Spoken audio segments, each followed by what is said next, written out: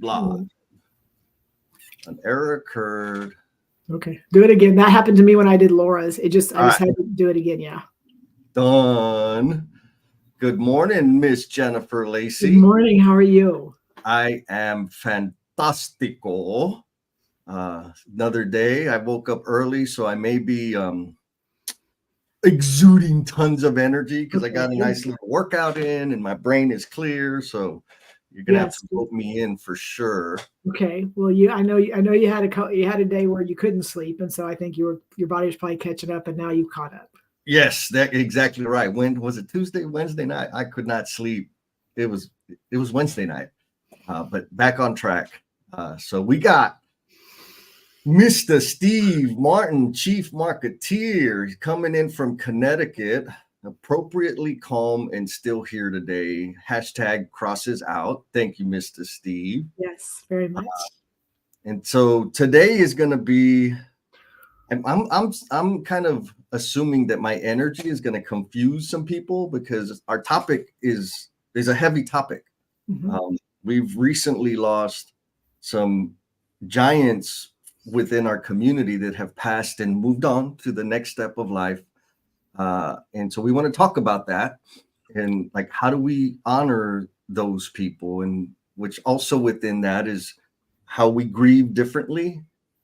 My hope, Jen, in having this conversation is that we have some more grieving and help people get comfortable and embrace maybe a different form of grieving. And more importantly, know that this community, like that's the whole point. That's the point. Yes. What do you think, Jen? It's that part. It's that word. It's that community word. I think that we're digging into that today because it is a community, and we've built that, and we've really cultivated that. And some of the people we've lost were part of it. And so just how do we continue to carry on things that they've done and their impact, but also how do we help those that were left behind, and how do we make sure that we're supporting and there for each other and stuff like that. So yes, all of that. We're going to get through it for sure. We will get through it. So folks, bring your tissues, bring your courage, bring your vulnerability, because that's what we're going to be diving into today. And man, we got people already. Miss Demetria, what's up? She just celebrated like 10 years with her business. She did her business, yes. She's been killing it, and she just keeps taking on more stuff. And so again, I also know this topic is very near and dear to her heart. So thank you, Demetria, for being here. Amazing. Thank you. Then we have Miss Claudia coming in from Florida. What's up, Claudia? Good morning. Good morning. LinkedIn user. I've got to go to the notes to see. We love you, LinkedIn user. Yeah. I'll make sure. I know how. Now I figured out how to find out who that is. But that's a security thing. Miss Elizabeth Rockstar. It seems like she's out presenting, engaging with youth, doing all kinds of amazing things, supporting her workforce. Elizabeth, hello. We got Mr. Terry Proffer coming in from North Richland, Texas. How you doing, Mr. Terry? And then we got Miss Margaret Martinez, says blessings to all. Thank you, Margaret. And we got the OG Ian Smith also coming in from the DFW area. And Jim Gatorius says morning, no BS tribe. And he's got a big event coming up. Him and Ben, Breakthrough Builders event, where I hear they're going to have like this super hot, very intellectual speaker there that day. I'm looking forward to it. So what's going on, y'all? Appreciate y'all being here. And let's do the housekeeping, the typical housekeeping, Jen. Would you mind letting them know the deal here? Yes, happy to. So if you are a first-time listener today, so a couple of things. If you're a first-time listener, so you've somehow found us, you're run across one of our feeds, or you got connected with us and we brought you here, and it's a first time you're here, if you will drop a blue heart in the comment, and there's a couple ways you can do that. You can right-click and go to emojis and go to blue heart. You can write blue heart. We are not picky. Or if you've been here for a while and you've been listening and and joining us. And today you just got enough courage to type a little bit in the comments. Also, if you will add a blue heart, just because we want to make sure a couple of things. One, we acknowledge you and we let you know that we hear you and we see you. But also, our tribe is fierce and they support and they connect and they care.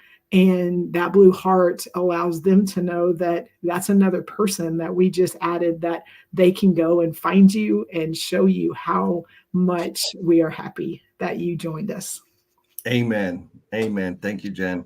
And LinkedIn user, I just did my research. Okay. Is Mr. Nick Clemens. What's going on, Mr. Thank you. Nick, yes, we are. So actually, we just hung out a little bit yesterday, but Nick's team at O'Shea and Robbins Morton's team, we were kind of pushing the bar a little bit, doing some things without permission. You know how things go. But we both got picked to do an LCI presentation in San Diego. And the way they usually do it is they kind of have two separate presentations and they like let each team go. And we're just deciding we're going to do it together. And we're just going to present one big presentation and kind of show the similarities in our companies, small and big and stuff like that. So I'm super excited how that's going to turn out. Man, that's what it's about, right? Demo the divide. We have an industry to fix, and we're going to get further when we do it together. So plus to both of y'all, because being rebels out there. And so we got some blue hearts. Mr. Rich Ermlich gave us a blue heart. So you know what that means, folks. Hit him up, follow, support him. Rich, thank you for being here, my man. I hope you get something out of today. And then Miss Margaret, she's let's connect. Come on, y'all. You know what's up. And I also we're running a different little experiment here. We've been doing the randomizer drawing thing for, I don't know, 2 or 3 sessions now. Mm-hmm. And it apparently, like it used to be where you had to type in certain words, but there's an option where it doesn't matter what you type in. All you got to do is comment. And so hopefully that's some extra enticing for folks. So what do they win? What do they win, Jesse? So they get in the drawing. And then at the end of the show, we'll run the drawing, the raffle thing. And the name that gets selected, it's random. I have nothing to do with it. The name that gets selected will get a free seat to September's cultivation crew, because we're kicking off storytelling. We just wrapped up facilitation for connection. So they'll get the cultivation crew and emotional bungee jumpers. So those are the second Friday and the fourth Friday of the month. Your name gets selected. I'll harass you and bug you and make sure that you get what you need to be there. And if you're a current active member, because a bunch of the tribe members here are in those paid communities, you can gift your prize to somebody else. So we'll work through that. But anyhow, all you got to do is comment. You're going to get thrown in the thing, and I hope you win. What do you think, Jen? Yes, that part. And I think that's what we've learned is sometimes because we have people already in it and they're excited about it, they get to gift it to someone that maybe they think it would be a good add to their training or learning. And then also those that come in, we haven't had anyone that's just like, this is stupid. Like most people find some value in it. Oh, totally. Even though I had a little bit of a heart attack on the first one, because I didn't have both of my screens, so I couldn't see the faces of the people. I thought it was a disaster until we got into the feedback part. And then I was like, oh, it's not a disaster. Like, this is valuable. So this is good. Yes. I'm trying to find a link. I'll get a link in the comments too for people that want information in it. And then we got Mr. Jeff Sample coming in. I know he lives in the Denver area. Don't know exactly where he's at because he is a jet setter, but Blue Heart, again, Blue Heart signifies attack, swarm, support, love. And he's been a big advocate of both Jesse and I, where he's one of those people that, you want those people in your space that say your name in rooms that you're not in. And Jeff does a really good job of that. Definitely. He's got a pretty awesome podcast out there. He interviewed the both of us on it, so that was fun. All right, Jen, are we ready to just rip the Band-Aid? We need to. I mean, that's the only way we're going to do it, because we'll just kind of soft step this the whole way through if we need to. Yeah. So folks, here we go. We got another one. Yep. Dang it. Maria Martin says, ding it, 100%. If you didn't know, Armando Tunales has passed. He is no longer on this world with us, walking and breathing, and so has Buddy Brumley. And they were big parts of the community, and it's not an easy thing. It's a heavy thing. It's a real thing, and it's going to continue to happen, right? We're some of us, have the highlights like I do, and what that means is I'm closer to leaving as well, and it's painful. It's sad. It's kind of happy for me a little bit. And I think we just need to have a conversation about what that feels like, what we need, how we can be here for each other. And that's what I'm looking forward. And folks, I don't know if y'all can tell, but our energy is a little different today. So please help us out. You got thoughts, questions, observations, please share them. Where are you at, Miss Jennifer? Yes, I agree. This is going to be tough. And you and I have already talked about it. And there's going to be a lot of emotions and a lot of cracked voices and things like that. And it's mainly just because right now we're on a stage and people can see us, but we know that there's a lot of other people out there hurting and a lot of other people out there processing. And I think the goal today was one to talk about and celebrate a little bit of these people that were so impactful that we are having this conversation, but also that that there's this, no one gets a pass on this. There's not anyone on this earth that is just going to not have to deal with this. And so we can continue, because I'm really good at holding things in and internalizing it. And I got this. And then a moment where I'm like, okay, I'm good, move forward, just keep moving and everything's good. And I'm really, really good at that. But that doesn't really help me process much. And so, again, having a community around me and having people that I can have conversations with, and that can push me a little bit to take a step back and to kind of sit with some of those feelings and process some of them, I know will make me better and will make me allow me to have more impact and influence to those people in my space. Yeah. And I think that's the big conversation. Yeah, I love it. And I'll add that I also want to kind of point at some of the things that really irritate the hell out of me during these times. Yes. So yes, I'll be the crass one on this. We have some weird behavior. You and I talked about it, Jen, that we have in the workspace, in our typical day-to-day, where we can't help but want to solve problems and fix things. And which you and we call it solutionizing, right? We're solution shanking people, or what does Jeff call it? Solutioneering. And the time that it's most obvious, or I'll say least attractive, is when I'm grieving and when I'm experiencing loss. Because wait a minute, stupid. I'll just say it. When I hear, well, they're in a better place, I don't care. That doesn't make me feel better, because what I want is them to be here. Mm-hmm. So when people are rationalizing and telling, well, they're in a better place, they're like, you're not helping me. For me, I don't know what my time frame to process the loss is. I really don't. I need to be able to process it on my terms. And when people come in with those kind of, I'll just call them cliches, I know they're trying to help, but it sure as hell don't feel like help. What do you think, Jen? Well, it goes in the conversation we had, because you and I lean into a very big space about connecting and communicating, and how do you do that in the best way to serve the people around you. And we do that by being able to help with listening skills, but also how to ask good questions to be able to help people hear heard.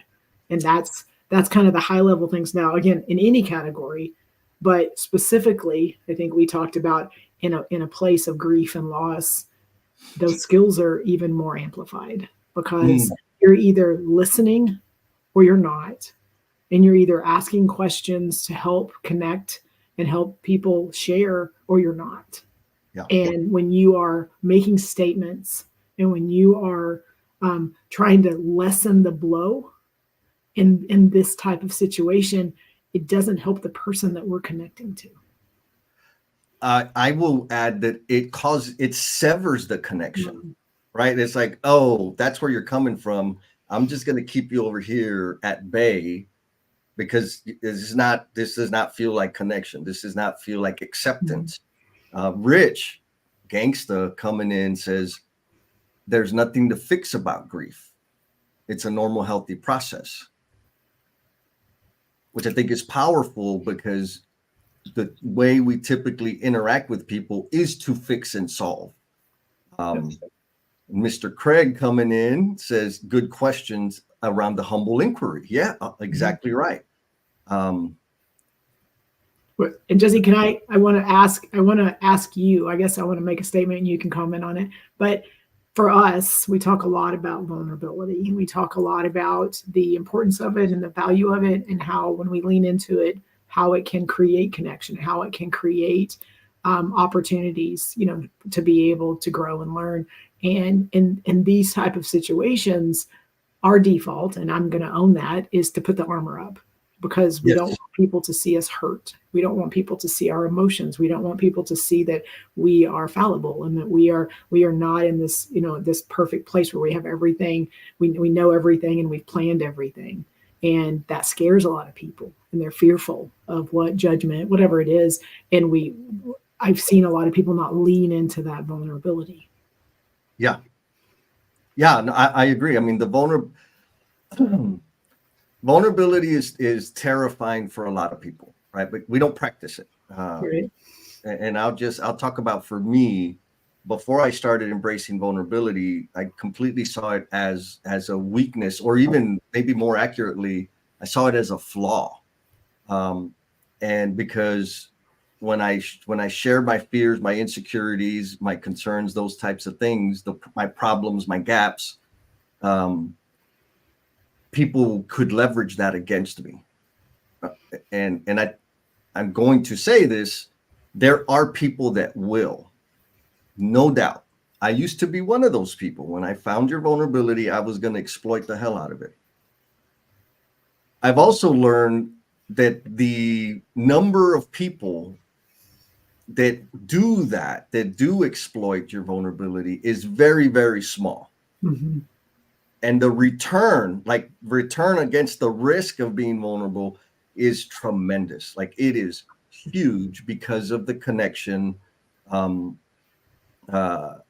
I feel, again, as an individual, as a human being, there's some decisions I can make. There's some thinking patterns I can run through. But when it comes to dealing with life and growing, fully experiencing and processing loss or triumph or whatever, it's not as real when I do it in solitude versus when I do it with people. That part. And when I do it with people, when the way I'm doing life is sharing with others, inviting other people in to observe, to speak, to support, it happens. You know how when you have like a scab, like a cut, and then you pick at it, and when you pick at it forever, like, it never heals. Mm-hmm. It just takes forever and ever and ever to heal. And then after it kind of heals and it kind of itches, like, there's always a spirit there, right? Like, it's still lingering.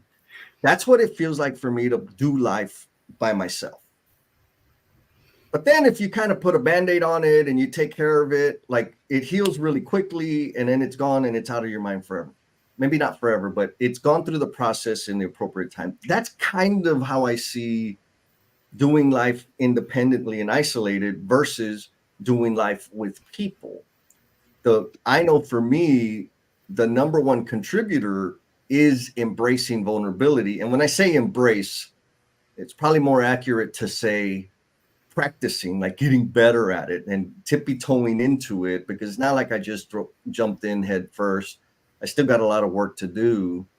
But I think by embracing vulnerability and letting my feelings show and sharing my thoughts and stuff, it opens the doors for other people to help me grow and heal. Yes, that part. I think, and like the last couple of weeks, I've probably cried more than I have last year. Like it's just there's a lot of emotion and a lot of crying, when people see people crying or people upset. Yep.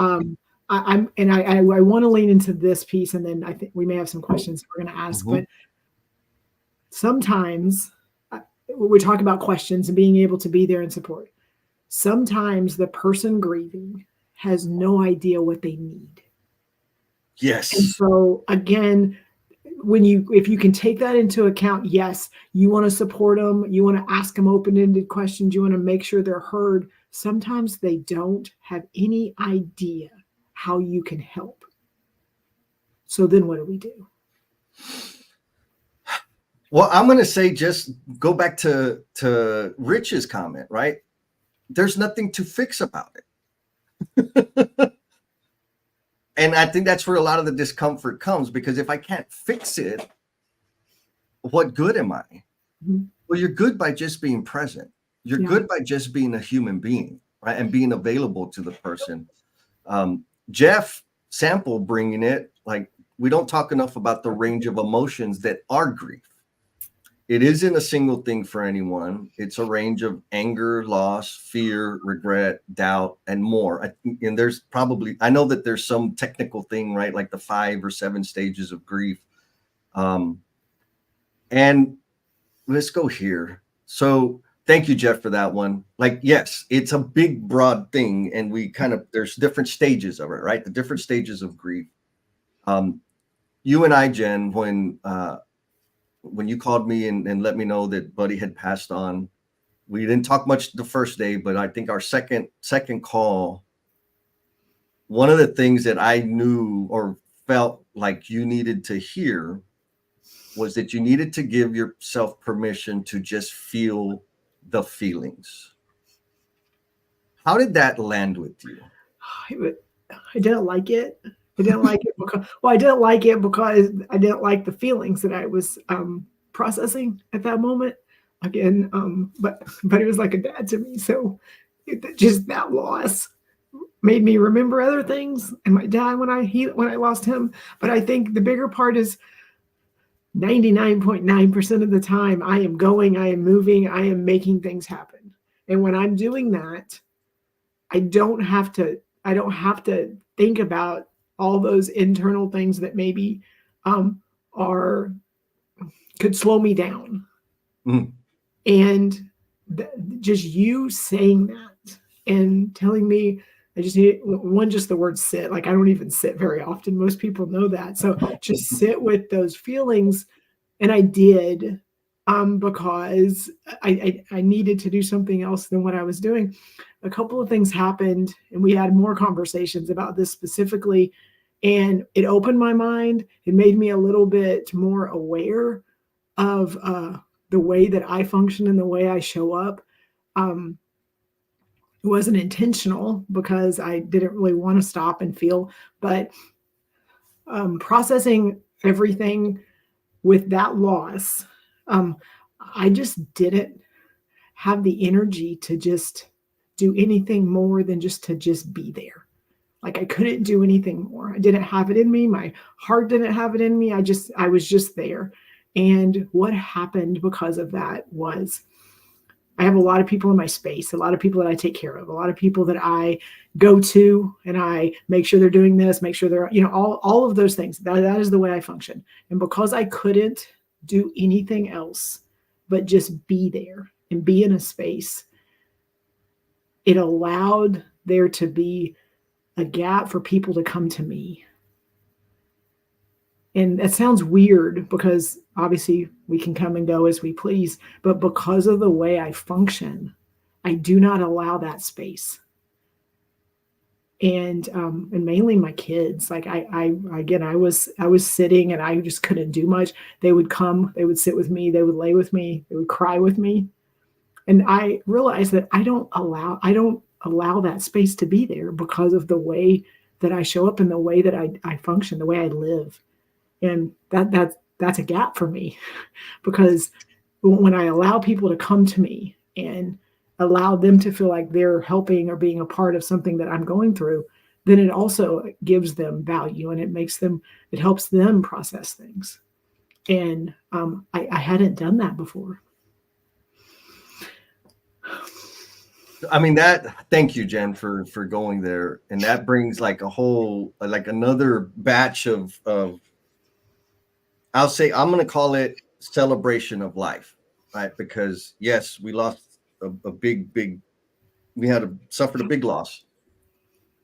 And because you went ahead and sat in the feelings, you went from doing, you're always doing, to just being. You had some huge discoveries about yourself. And not just about yourself, but around the people in your immediate circle and how some changes could provide a different experience. Is that fair? Yes. And so I think going back to like Jeff's comment, right? Like we don't talk about the range of feelings or the stuff that we're going through as we're experiencing or processing grief. When people are angry, and this is why I'm like, Jed, you got to give yourself permission. You got to feel all the feelings. Like, don't judge yourself for being angry. Don't judge yourself for being scared. Like, you have to feel them. And so that's an internal thing. But then externally, right? For folks, don't be angry. Like, fuck off. I mean, piss off. Like, I'm angry. My bad. Sorry. Like, I think there's one bucket that we need to think of, and maybe this is a question for the tribe. There's a bucket of I need to give myself permission to feel all the feelings because I'm human. And the other bucket is my people need to let me feel the feelings, because when they don't, it creates a divide. It severs the connection. What do you think about that, Jen? Well, I do. And you and I have talked about this, and I think I never looked at death this way until processing a lot of the stuff with Buddy. Is that first initial grief that you get, it's a lot of focused on what that person was to you in your life and how they impacted you, and that they're gone. So that's that first part of just processing and trying to not so much understand it. It's the feeling and the hurt and the pain that your heart's going through. And then, and so there's that part. And then I think sometimes we don't think, okay, but that's not it. Like, I think once you kind of get through that and there's feelings and there's hurt and there's things that you're sitting with, then there's that second wave, that second punch, that one that sometimes I think we forget about, is then your body and your mind start thinking about now what you won't have anymore. And what's now not a phone call away, or not somebody that you can hug anymore. So like what you're going to miss. And I think to me, that's a huge piece of the community conversation that you and I have. Yeah. Oh, so much there. Yes. Because there's a hole. Yeah, that part. Right. That can be, the fence is broken, and how do we mend it? And more importantly, who do we mend it with is where my head. So we got some massive comments here. Please. So Maria says modeling processing grief in front of your kids is powerful. So that's another thing, right? Like the way I processed grief previously was me mirroring what I saw. And so, there's that thing, which is probably can only imagine very difficult to say, how could I make this a teaching moment for my kids? Because you're suffering, right, but you're doing it. And then Claudia, thank you, Claudia. She says, and folks, I think this is going to hit everybody right across the face. We tend to start trying to get busier so that we have less time alone with our thoughts to feel the feelings. which slows down the process of healing. How does that land, Jen? I don't like the way that one lands.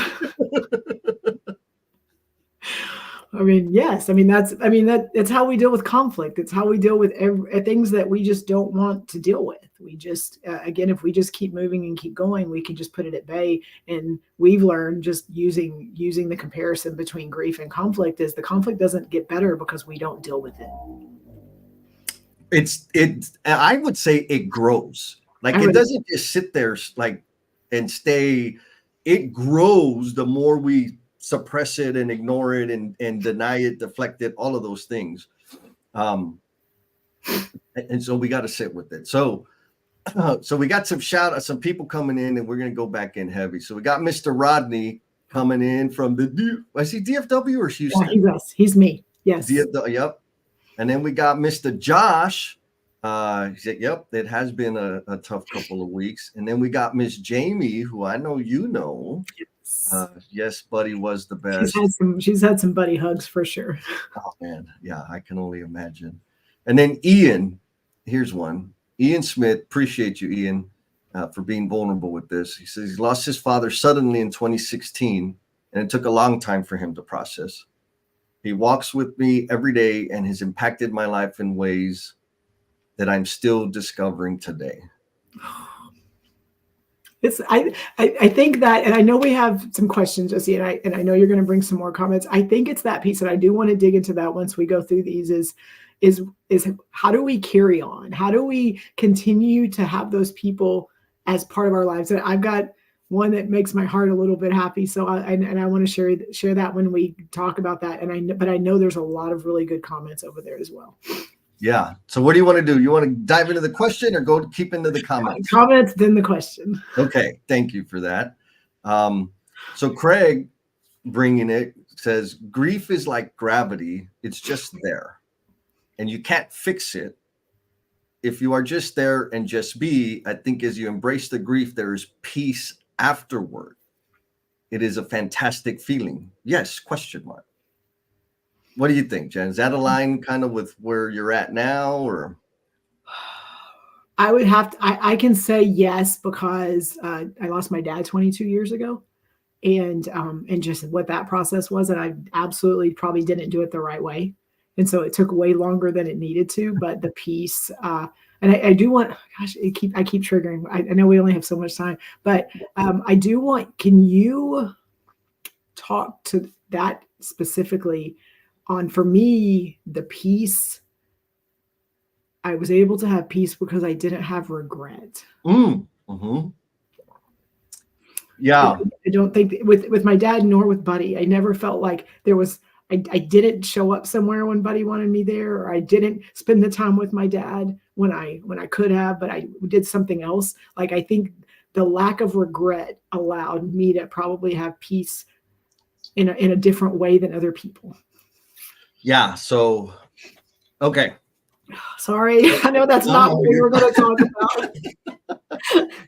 about. For me, like in Jesse Land, the most important thing is to minimize regret and resentment. Resentment's a whole other thing. We've talked about that before. We're talking about regret now. And so the way I learned that was, and I still struggle with it. And this was freaking 30 years ago, and it's still hard for me. Hell, it might have, no, it's longer than 30 years. I'm getting old, girl. In middle school, the love of my life, my crush, she passed away. We were in 7th grade and she passed. And it still hurts. What hurts is that I never told her how I felt about her. The little, whatever I was, 12, 13-year-old boy, did every stupid, dumb thing I could do to hide the fact that I liked her. And I'll never be able to tell her. And that has never, like, that doesn't go away. It's never gone away. I mean, even now I'm getting choked up because there's nothing I can do to go back and at least tell her, hey, I like you. I like sitting behind you. The reason I'm always playing with your hair is because I just want some of your attention. And I never did that. And that regret ate me up for a long, long time. I didn't know back then, right? Middle school, high school. I didn't know that's what it was. But fast forward, that's where it comes from. Like the self-loathing, the irritation, the frustration, like all of that came from the regret of not talking, like not saying how I felt, not telling her how she impacted me, and not really doing anything. Like there was so much I could have done in terms of if I would have just been honest, if I would have just been vulnerable, it could have had there's a world of opportunities, experiences that could have been had that weren't had because I failed to just say what I was thinking and show what I was feeling. And so I'm going to say maybe 10 years ago or so, it started becoming clear that people, like when she passed, like that was a transformative moment for me, right? Because before she passed, I was Jesus. Everybody knew me as Jesus. I followed the rules. I cared about grammar.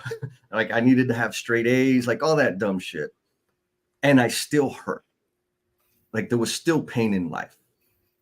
And when she passed, I decided I'm not going to be Jesus anymore. I'm going to be Jesse. And Jesse's going to have fun because even if you follow all the rules, you're still going to hurt. So I might as well have fun, break some rules and do what I want to do. And so that was the thing, but it was really, really unhealthy. But what that also kind of represented in a very immature and unhealthy way was I'm not going to live with regret. I'm going to do and say the things that I want to do and say because people are going to die anyways, right? People are going to get hurt. I'm going to be disappointed. There's going to be like all of the things are still going to happen. So why keep sacrificing these things that are important or maybe feel important in the moment? So fast forward, I matured and learned, and now it's just that. Like I know I've said things to you and other people that are on the call that they're like, okay, bro, like, yeah, sure. But that's because I need to tell you how you've impacted me. I need to tell you what I think or share my observation with you, because if I don't, I will regret it. And that load of carrying regret is just too much for me. Was that the question you were asking, Jen? That was the question. And again, thank you so much for giving that. And if you want to know more, I know Jesse gave you a little glimpse, but he did this past week, post a video on just how to regret proof your life. And he's got some rules that he kind of tries to follow to make sure that, you know, when he wakes up, he knows he's done what he needs to do in case it's his last day. And so it's that. And I think sometimes we get so caught up on the busyness and the things that we need to do and what's next, that we don't stop and have those moments. And sometimes it can, you know, people don't so much like when you're, you know, being honest or when you're being out there and you're sharing things that not everybody likes to hear. But it's also, it's really not for them as much as it is for you. Yep. And I think sometimes we get caught up on the perception or, you know, all those things. And it's like, okay, you gotta make a decision on, is it important enough to where you can wake up tomorrow and know you did every possible thing you could do, no matter what happens. And sometimes those are hard conversations. Yeah, totally. And then I'll add, like, it's not just, I don't want to regret me not saying it in case I never see him again. It's also, I don't want to regret not saying it, pointing out they're doing something that's dumb and they're running towards the freaking cliff. And then I see them fall off the cliff and I knew they were headed. Like there's regret with that also. So there's a lot, it's a little messy, but I got to do it. And it's brought me peace. It helps me achieve or gain peace faster, right? Like, okay, there's no regret. Kind of back to the way we process grief. There's a lot of stuff. Regret's one of them. Well, hell, if I could take one of those sons of bitches off the list, I'm going to feel better faster. And Yep. So let me minimize the regret so that I can focus on the loss and all these other things. Oh man, we got some comments. So there's a lot over there. yes. You're triggering some people for sure. Wow, this is real talk. So Sherry Holmes says, "Mahalo nui loa." Thank you from my heart for your share, and I'm assuming that's Hawaiian. So welcome and thank you, Cherry. Maria says the fear of regret is a higher cost than embarrassing myself by telling someone something beautiful I see in them. What do you think about that, Jen? Yes, I think everybody has their way of processing, and if that is what allows you to know you can walk away and they know how much you love them, you cared for them, they meant to you, the impact they had on your lives. Like there's not a rule book when it comes to this, and I think that's the bigger statement, is that the way that we do that, the way that we process that, yes, that is exact that if that is what allows one person to feel like I'm going to use Buddy because right now that's what's on my heart. If Buddy knew without a doubt how much he meant to me and he cared for me, it didn't matter if it was lunch, a phone call, a text, there's not a one right answer. It's what works for you so that you can know that you gave what you needed to give. I think that's what we need to make sure we're focusing on. Yes. Oh man. So Leslie just shared a poem. I'm going to read it because it'll just fill up the screen. Yeah. So Ms. Leslie says she read this poem on Facebook about grief. And so I'm going to read it. Thank you, Leslie. Please. Says, I had my own notion of grief. I thought it was a sad time that followed the death of someone you love. And you had to push through it to get to the other side. But I'm learning there is no other side. There is no pushing through, but rather there is absorption. Adjustment, acceptance, and grief is not something that you complete, but rather you endure. Grief is not a task to finish and move on, but an element of yourself, an alteration of your being, a new way of seeing, a new definition of self.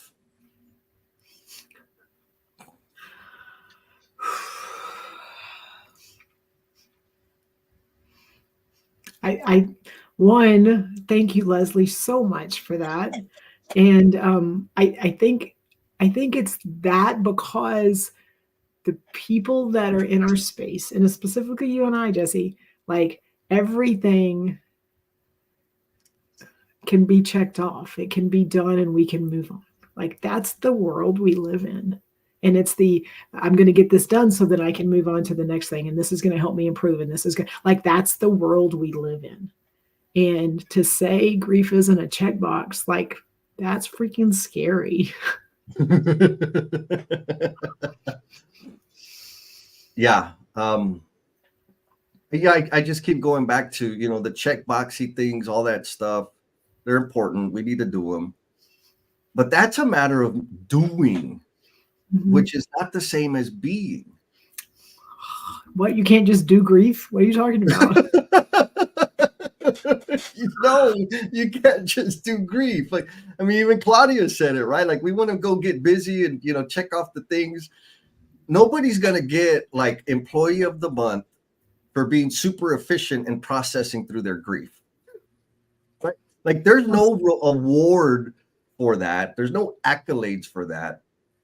But we want to treat it like it's one of those things, right? And I say we because I know I've done that before. Like, I'm like, outwardly, I'm showing people, look at what you're still struggling with that. I've dealt with that. I know. And like the poem Leslie shared, like it transforms me. It's there. Like it's, there's, we're talking about grief of losing people permanently, but there's also the grief of me losing the person I used to be on the rare occasions that I mature and grow up a little bit. Right. Like, so, but that experience is a part of me. It's the makeup, the pieces, the Lego blocks of who I am and how I will be going forward. Yes. No, and yes to all of it. And I think what you noted in my head is that like everybody's dealing with this differently. Yes. Everybody's processing it differently. And right now, there's a lot of people hurting and grieving and processing. And some of them are probably not processing in the best way. Some of them are probably, I mean, not just even like sitting with yourself and allowing yourself to feel, but how are you numbing that? How are you making it not be there? And again, those are easy things for right now. It's just right now. I've got to get through right now because of the pain, because of the grief, because of all of that. And we've talked about those things too, but like we also as a community can see people in those spaces and can see people that are not okay. And so I want to just share an example of I don't know what Jesse needs to process this. I don't. Jesse may share with me, can you help me with this? Whatever, that's fine. But there may be things where I can't just say, Jesse, I'm going to help this be better for you. But I know that for me, and this past couple weeks was really hard, and I don't have these moments very much in my life, and so it was one of those where I didn't really know what to do or how to process. And you stepped in and you said, Jennifer, you need to do this.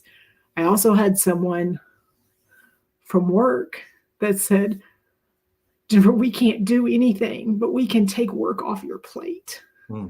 And literally like that's such a tiny statement, but they didn't know what they could do. But the impact of that, of allowing me to process and be in a place with my people that I cared about and the people that were hurting with me, it was huge. And so like you may not know what the other people need, but there may be something small that for you that you can just take away, I guess is what my point is. Yeah. Yes. Lessen the load. So I'm going to put this question out there to the tribe. And remind you, like we got 20 people in the raffle right now. So it's working. So what that means is you're going to get put in the randomizer just for commenting. Like you don't have to comment anything specific. So if you're a lurker out there, I love you. This might be a good opportunity for you to comment. And here's the question. Because what I think you just articulated, Jen, is how people, a small act of, hey girl, I don't even know, but I could take this off your plate. And that's what I'm going to do. And call me when you can. So that's the question is how do you show support and compassion for others who are experiencing loss? And that's a question to the tribe is how do you do that?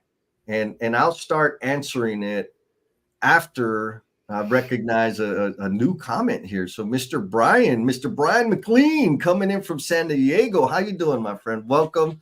This is a serious conversation. I hope we don't scare you away, but I appreciate you showing up. And then we got Angel curious. We got her lurker. She feels very called out right now. I love that. Thank you, sister.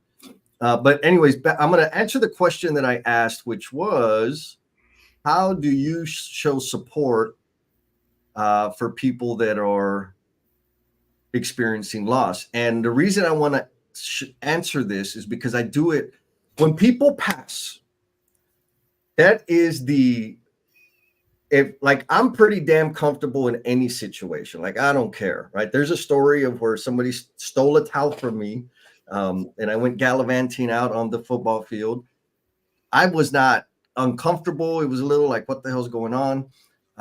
But when people pass, it is the most awkward experience I can ever. It even gives me a little bit of anxiety because I'm like, man, people are going to see how weird I am. People are going to figure out like this is going to be evidence of how jacked up I am in the head and in the heart. And so the way I attempt to show support and compassion is by I'm present.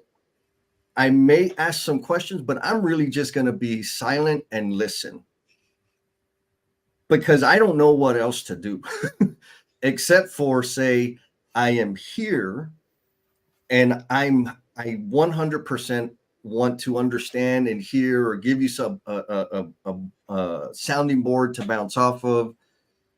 because I don't want, like, I know I'm not going to tell you, oh, they're in a better place. Oh, you just got to let it go. Like, I know that. Now, I might share an observation, a tough one, like I shared with you, right? Like, you need to give yourself permission to feel. But besides that, it's just like, what do I do with my hands? And so it's super awkward for me. But that's how I show support and compassion for people that are experiencing loss. Oh man, we got some answers. Jeff shares, wow, you two. I came here to grieve through Mondo and Buddy with friends. Oh man, I'm gonna cry. With friends and people that knew them, and you are finding ways to teach. Regret might be the single most difficult thing for me in this process. Thank you, Jeff. Thank you for doing it with us, for doing it together.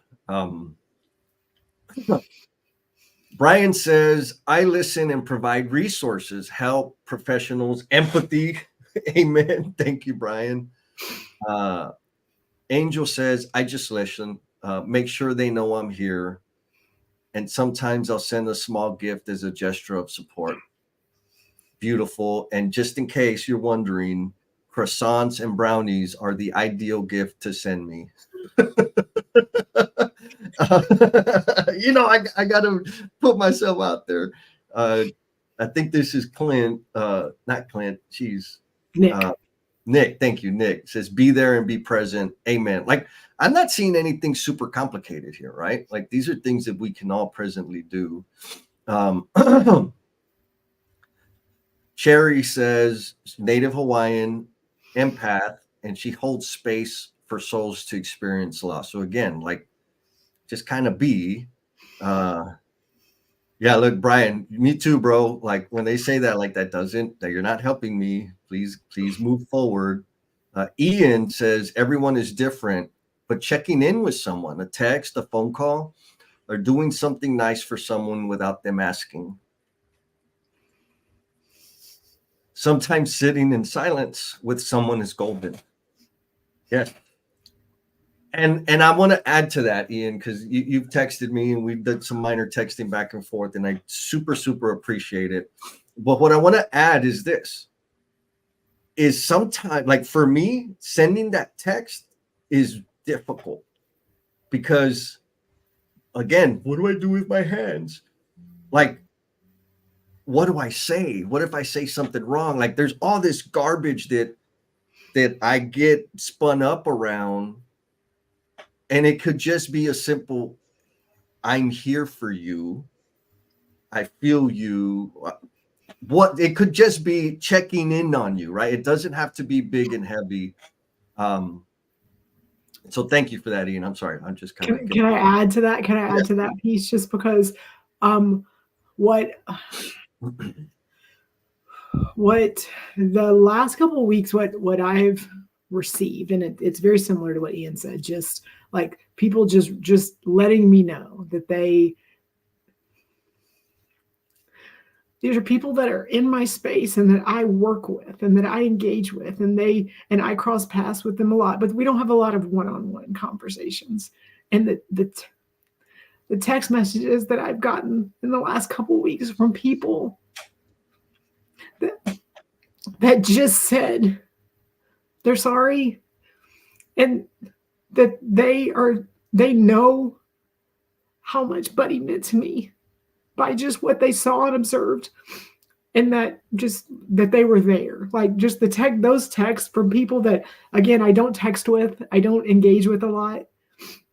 It helps my heart so much to know that even though I know what I had with Buddy and even Mondo as my friend, that other people got to see it and witness it, and it was that big.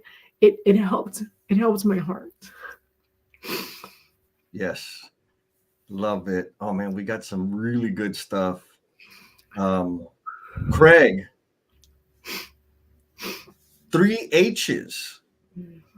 I'm here for you. Do you need help, a hug, or need to be heard? Son of a gun. Amazing, Craig. Thank you. Yes. I'm going to say yes to all 3. Yes. And I'm feeling it. Like, thank you all. Man. Angel says, situations where I know the person well and know that they need to not think about it, work on stuff together and just try to give them some semblance of normalcy to help them feel they can breathe.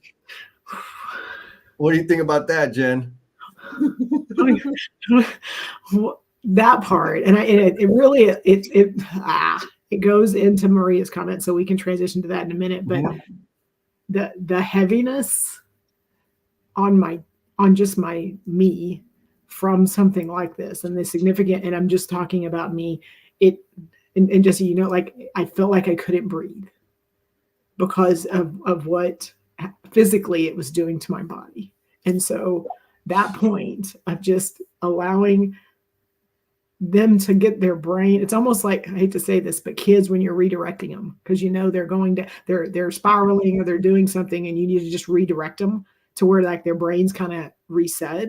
And I'm not saying we're all toddlers, but I'm saying that sometimes someone going, Jennifer, when are you getting me that video? Like something like that could be a little bit of something that like gets them out of just this spiraling black hole of where they are. It doesn't mean like, hey, you don't need to be there, and hey, get out of that place. You should be good now. But it's just a simple question, like she said, that sometimes can just give them a little moment of like the world that's going on outside of that misery and that grief.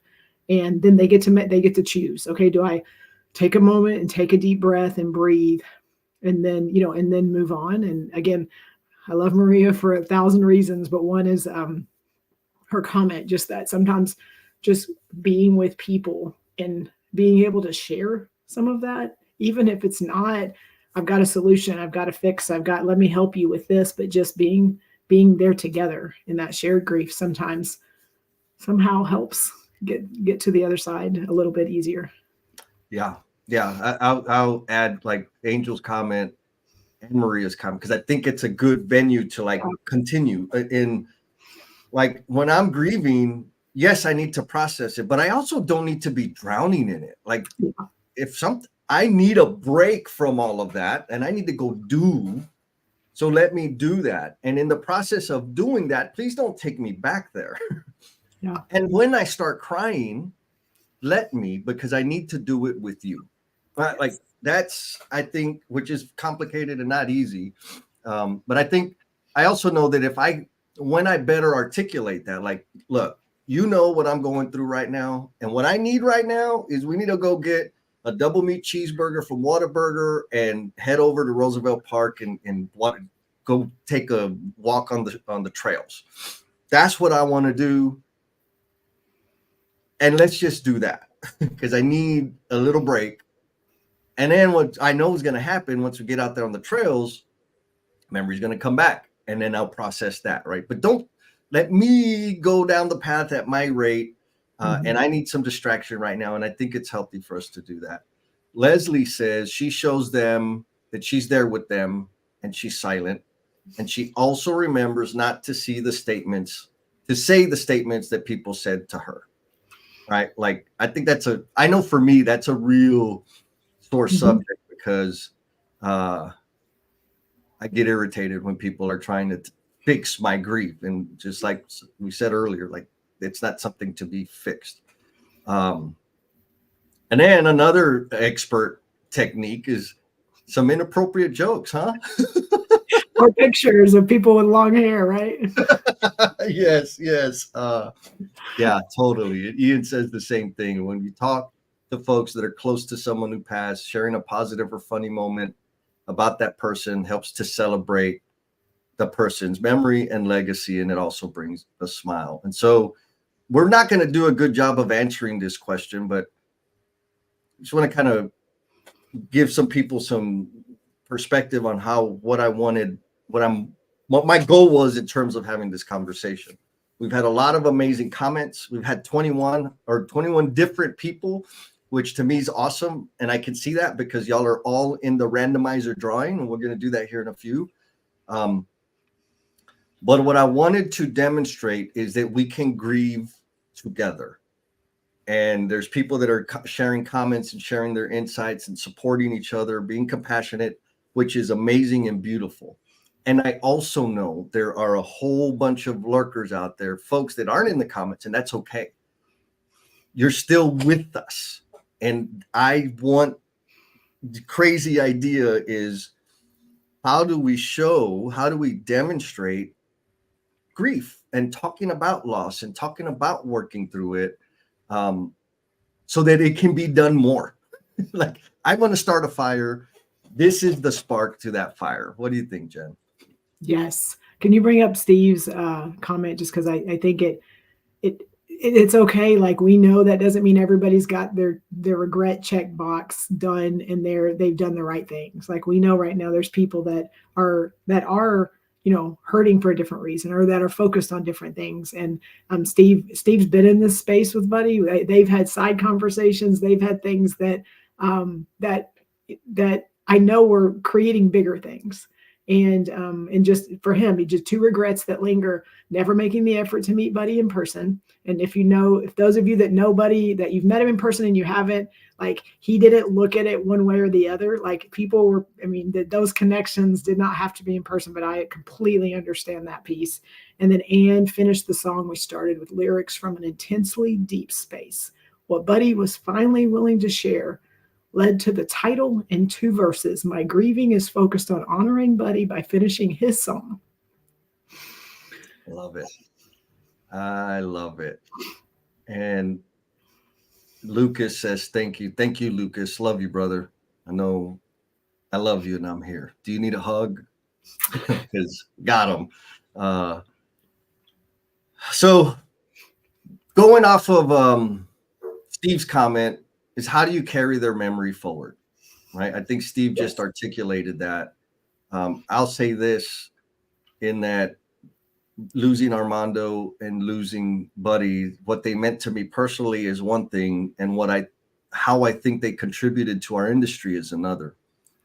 And what I'm working to figure out, or maybe do, is how to fill the gap of influence, of forward thinking that they had on the people professionally in the industry, like within the organization, within the DFW area, and the industry at large.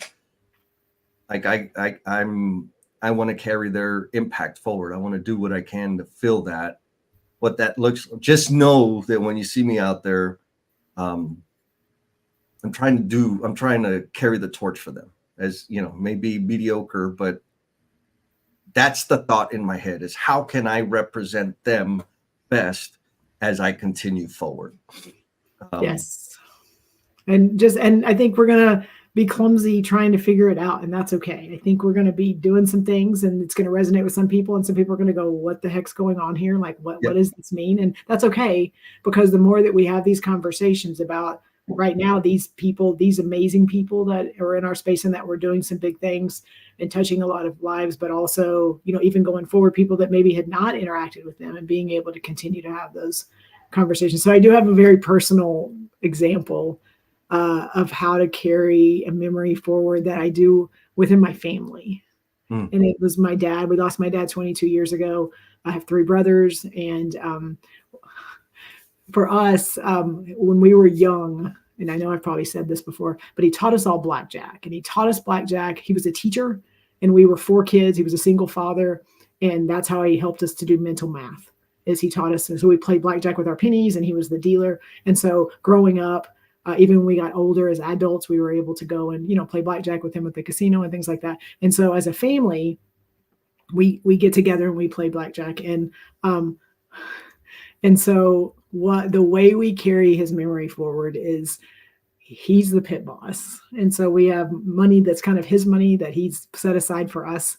And so we get to call the pit boss when we have to get more money deposited, or the pit boss is the one bringing the money to pay it. So even now, 22 years later, he is helping my brothers a little bit, helping us be in a place to where they have to call the pit boss because they need something else. So again, it's the little things sometimes of just, he's been gone that long, and he was super influential and had an impact in our lives, but he is still in a place of love and care, and we get to laugh and joke about it. And so again, the grieving doesn't go away. It's not a checkbox. I just want to emphasize that, but it's just the way for us to continue to carry on his legacy and his memory and those kind of things. Like sometimes it doesn't have to be a big glorified thing. Yes. And I'll add, a lot of people don't know this. I think I shared this with you, Jen. But a lot of like the Monday morning hugs that I put out and my podcast interviews that I put out, I end them with be cool and we'll talk at you next time. Peace. Right? Like that's the reason I do that is because of Buddy. It was something that I didn't even know that I said. Apparently, I said I've been saying it for a long time, but there was one video that I put out that I didn't say that, and Buddy called me, and he's like, "Jess, are you okay?" I'm like, "Yeah. What's up? Like, what's going on?" He's like, "Well, I listened to the hug, and you didn't say, be cool and talk at you next time." I'm like, "What are you talking about?" And no, like, what are you talking about? He's like, "Yeah, you always say it at the end of your videos." I was like, I don't. Anyways, the point, like, he saw it as a signal to check on me, like something was off. I didn't. I'm like, what in the world are you talking? Anyway, so I went back and kind of replayed some. I was like, oh, I do say that all the time. So I'm like, hey, buddy, you're right. I'm gonna say it from now on. That way, you don't that I'm okay. Everything's okay.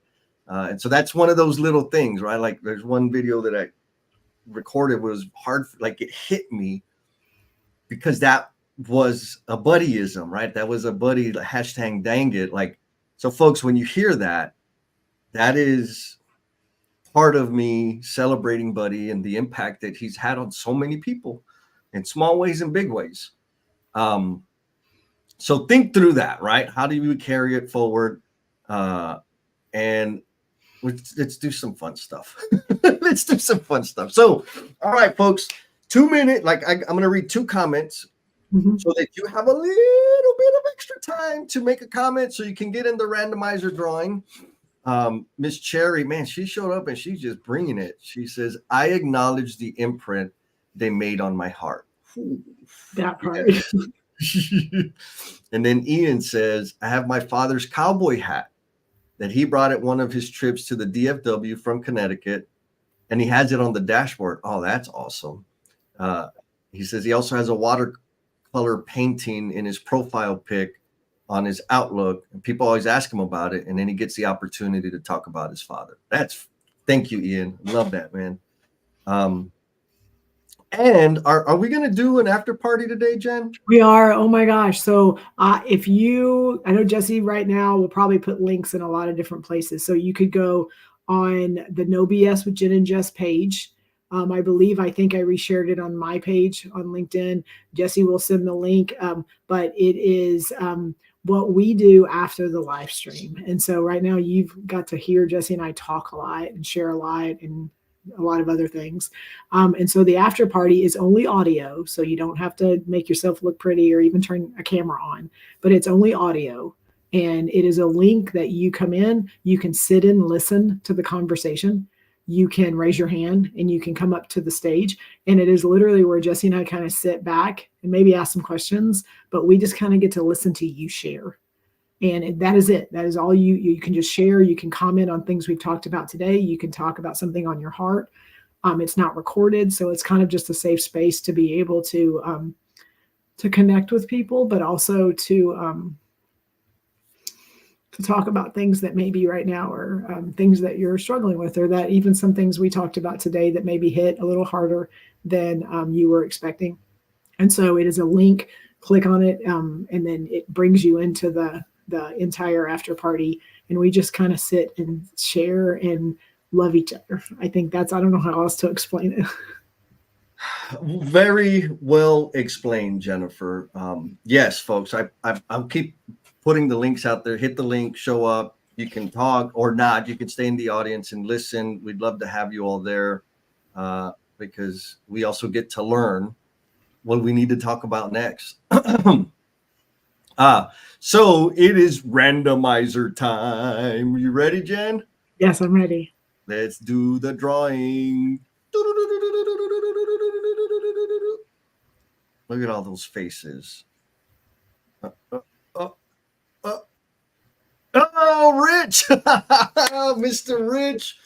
I'll be following up with you, my friend, to get you connected to come hang out with us on the. Well, I shouldn't even. It's not hanging out. Like to come We're gonna have learn. the full immersive experience of the cultivation crew and the emotional bungee jumpers. Congratulations and thanks for commenting because that's how you got in there.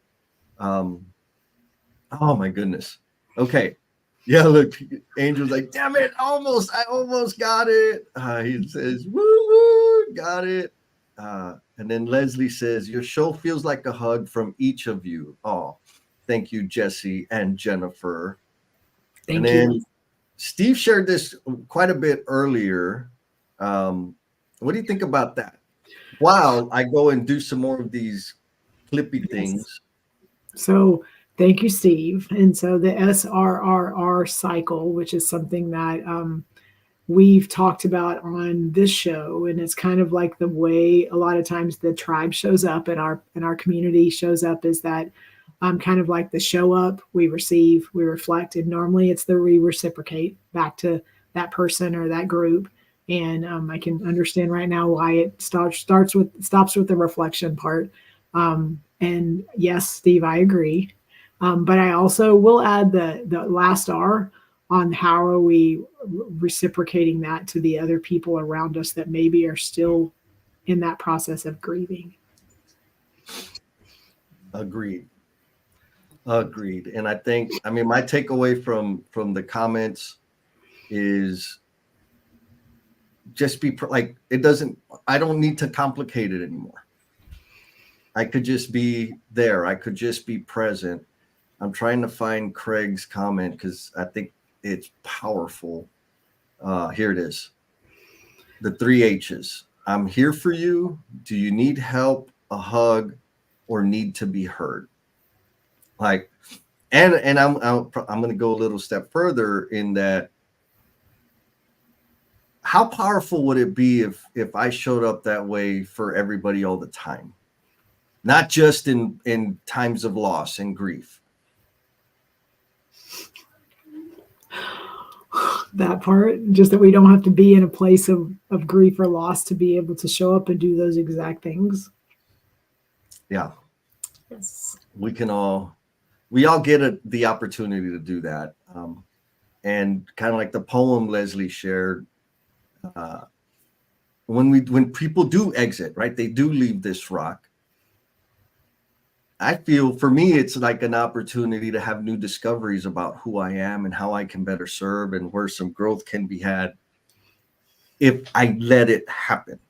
Yes. And the best way I know how to let it happen is to do less doing and be more being, like sit in the feeling, sit in the being, have conversations like this with people that we have a connection and an appreciation for. And so folks, I know this was heavy.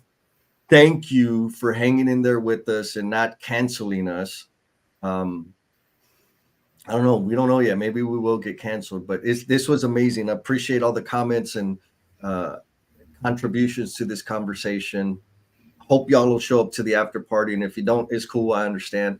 But we're going to continue the conversation there. Jen, you got a closing thought? I do have a closing thought, is some things that have been on my mind and even some conversations I've had with people after these 2 big losses for me were that every one of us are in a place for impact and influence.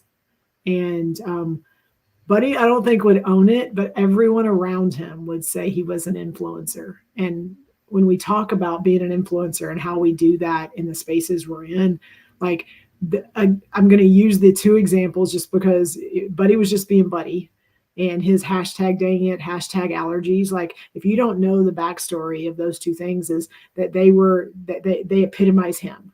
He was on one of our live streams and it got a little emotional, and he hashtagged allergies because he was getting some tears and stuff like that. And then that dang it piece was anywhere we saw that, we knew Buddy was there, even if he wasn't using any other words. We knew that meant he was there and he was listening. And so every one of us are in a position to impact and influence the spaces we're in. And just be aware, because people are watching and they're paying attention. Amen. With that, we will close. Be cool, and we'll talk at you next time. Peace.